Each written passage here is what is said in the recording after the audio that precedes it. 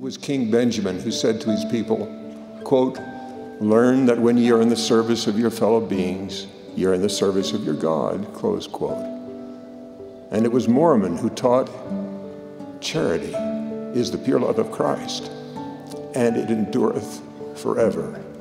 And whoso is found possessed of it at the last day, it shall be well with him."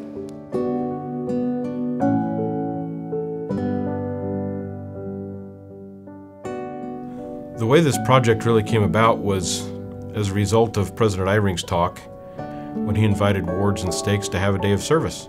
And so we began as a ward council to look for opportunities to fill that invitation. One specific member of the ward had noticed a home that was being vandalized by people who use a park right next to the home. And so he went to a neighbor in the community there that we didn't know who they were, knocked on the door and explained that we were looking for an opportunity as a congregation to provide some service in the community and in our neighborhoods.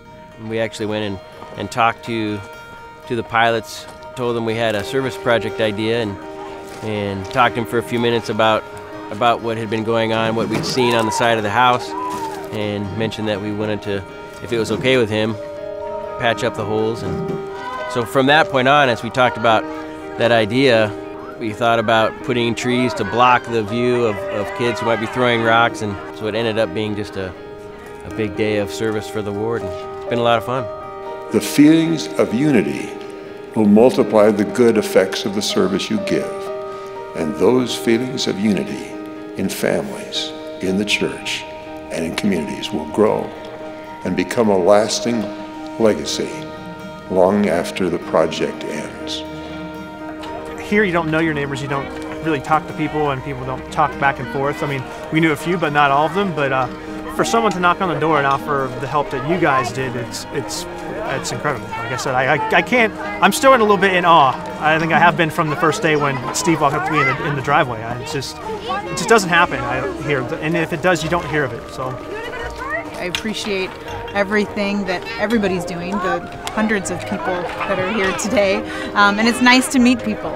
You know, we've lived here 2 years and we've tried to meet a few of our neighbors, but it's just not as easy, so it's nice to be able to meet people, and especially that we're expecting, and all the children around. It's nice. Coming to fix this house, we knew it wasn't a big enough project for everybody, but as they went from it just progressed. They went to the city to get permission to plant the trees, and the city said, gosh, we could use help painting a rail, and it just sort of grew into a project that was big enough for the ward, and it was exciting.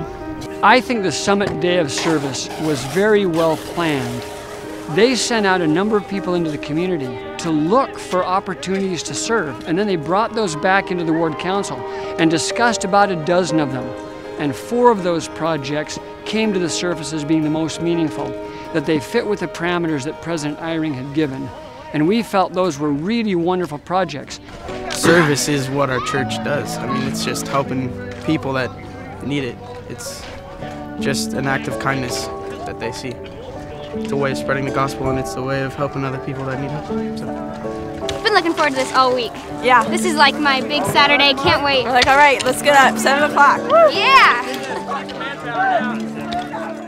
I've become completely convinced that the invitation from President Eyring in his general conference address, where he invited us to look for opportunities by seeking help from the Spirit and looking for ways to bless the lives of recipients of the service, the givers of the service, and to draw on the power of families, quorums, and auxiliaries.